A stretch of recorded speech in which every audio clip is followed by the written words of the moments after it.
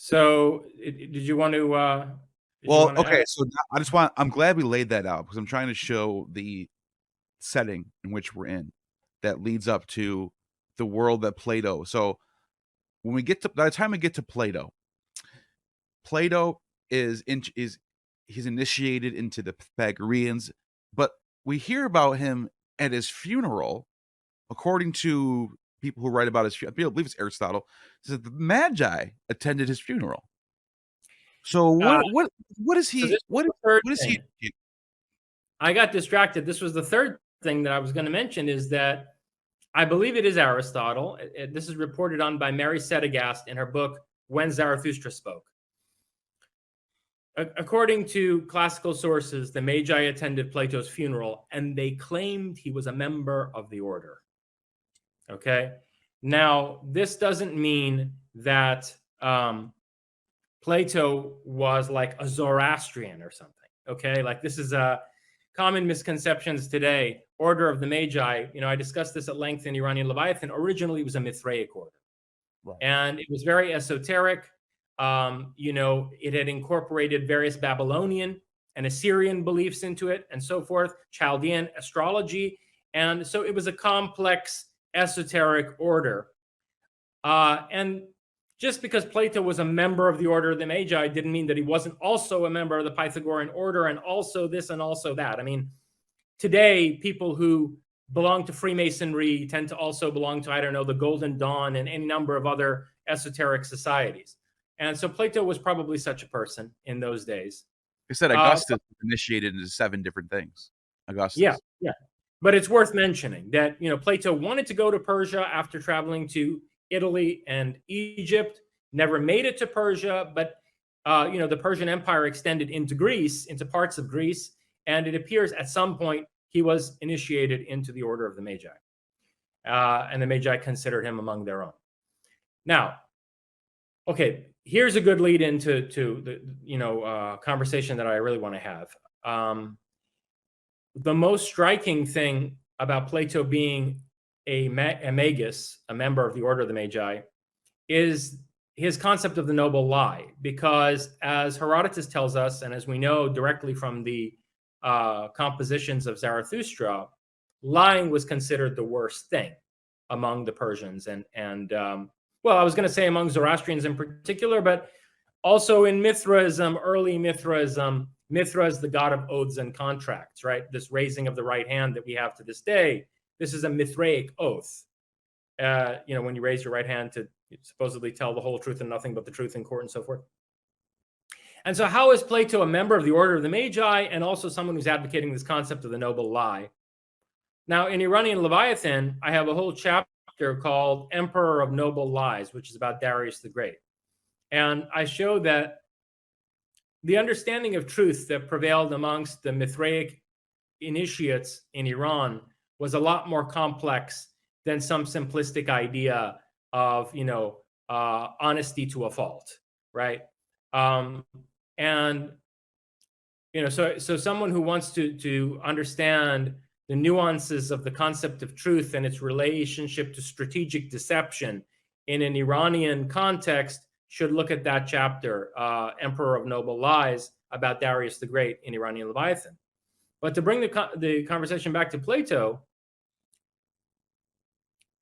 in this essay, Pharmakon Artist, that I referenced at the outset, I argued that Plato's noble lie isn't simply one concept or one strategy that he deploys as part of the larger edifice of his thought.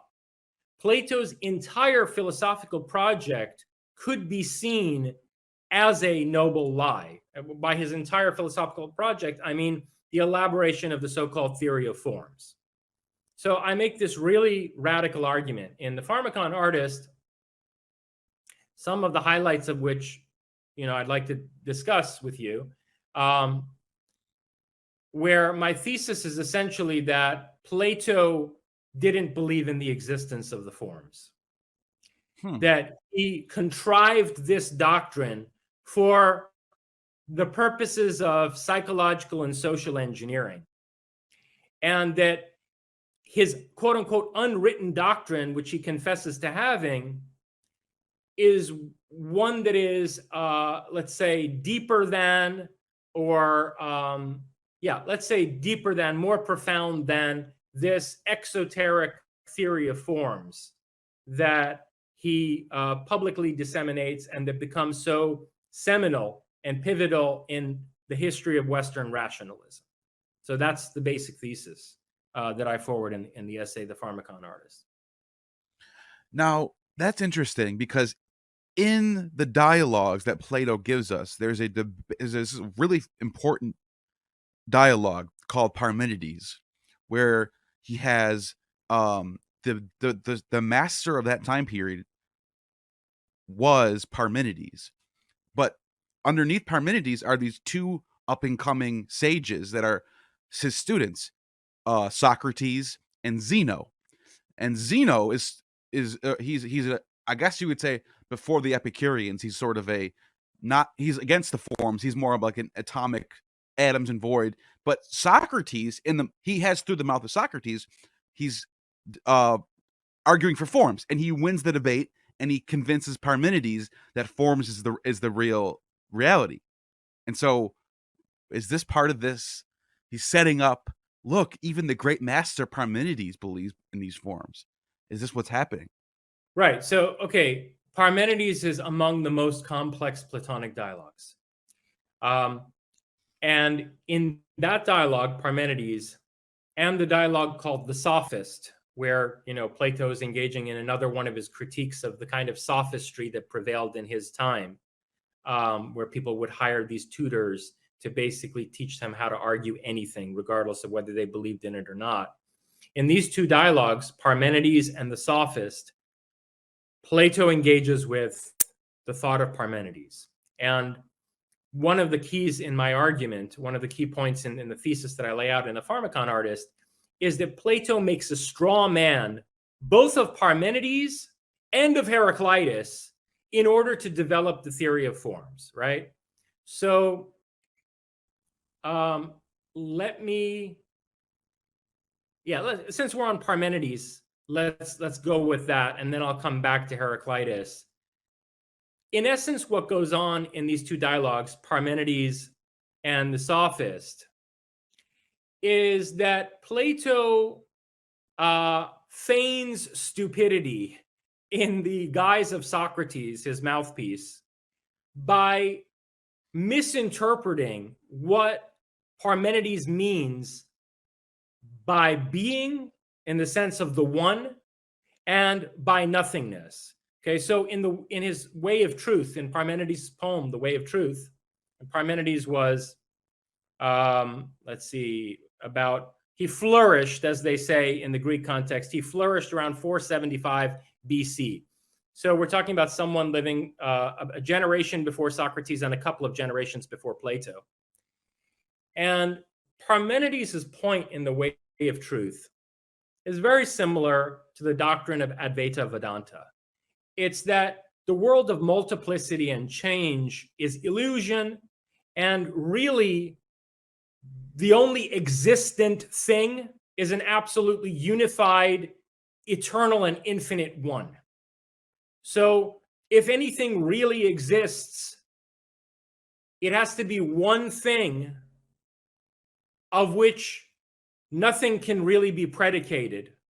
And all of the specific characteristics that changing things have, changing both in space and over the course of time, all the predicates and qualitative characteristics of changing things are really illusions. Okay, and so, what we really are sort of like facets of this infinite and eternal one. And we should strive by the power of our transcendental minds to apprehend our union, our identity with this transcendental one. And the Eleatics, the school of Parmenides, would engage in various practices in order to initiate adherence into the mystery of this transcendental oneness, including the use of psychedelic drugs inside caves. So Plato, besides studying with Cratylus, who was a Heraclitean, Plato at one point studied with, I believe his name was Hermodorus, a representative of the school of Parmenides. So Plato is not getting his only understanding of Parmenides through Socrates. Plato, prior to having written the Parmenides and the Sophist dialogues, studied under a Eleatic or Parmenidean teacher himself. And so I cannot believe that what we see reflected in the dialogues Parmenides and Sophist represents Plato's actual understanding of Parmenides. Because basically he argues that like Parmenides doesn't understand what non-being means.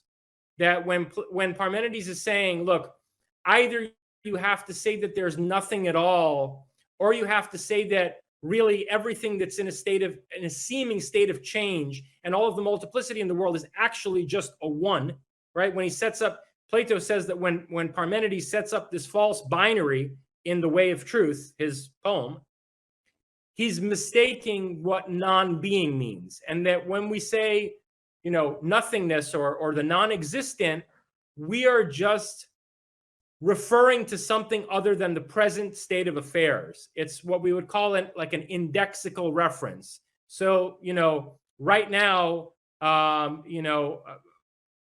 not sitting in a taxi. So, if I say, my laptop on my lap in the taxi now, it's referring to some other state of affairs than the current state of affairs where I'm sitting in this room, right? In this apartment. And so it's a counterfactual that we intend to indicate when we use not such and such, when we use a negation. It's not some mysterious nothingness. This is what Plato's arguing in Parmenides and the Sophists. And so basically what he's trying to parse out in these dialogues is what we mean when we refer to a true or false state of affairs with some kind of a logically constructed proposition. He's trying to lay the groundwork for epistemology, for a theory of knowledge.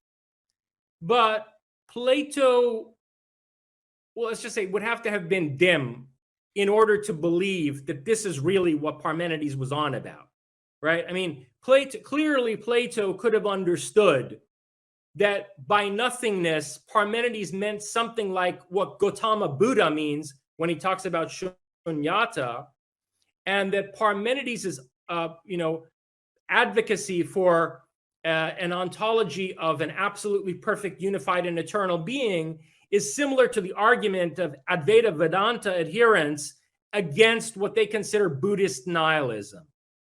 He would have at least have had to have that level of understanding. I mean, if you read the Platonic corpus and see the kind of sophistication of thought this man engages in, and his flair for irony and sarcasm and the subtlety with which he writes, there's no way to me that could have been lost on him. And also the numerous passages in various dialogues, especially Phaedrus and Symposium, where Plato reveals himself to be a profound mystic. There's no way that he thought Parmenides was making this kind of a logical error. And yet he creates this straw man out of Parmenides. And part of the other part of the straw man is that he says that what Parmenides meant by the one is mistaken. That the one is sort of like what makes anything the particular thing that it is. Right? It's like what makes a substance cohere as that particular thing that it is. It's not some, mystical, vague sort of, oneness that encompasses all things. Because if there were a oneness that encompasses all things, then anything that you would predicate of that would contradict its essence as infinite and eternal. right? Like if you imagine the oneness, as some mystics have, as a sphere that extends in all directions. Well, you can't wrap your mind around the outer edges of that sphere without putting the sphere in a certain space, in the context of a certain space. There's something outside it. And once you admit that the sphere is inside a certain space, you also admit that it has spatial parts. You can think of the top of the sphere, the side of the sphere, the back of the sphere. So then there's a multiplicity spatially. And then as you're thinking about the sphere, time is elapsing. So then you're thinking of the sphere as it was in state A, as opposed to state B, or what it's going to be in state C. So the sphere winds up, or say, it's a rotating sphere. It winds up having temporal parts. So as soon as you have any coherent conception of this sphere of the one, it has both spatial and temporal parts. And anything that you predicate of its spatial and temporal parts contradicts the essence of infinity and eternity that's proper to this one. So this is the kind of argument that he engages in, right, in Parmenides and the Sophists.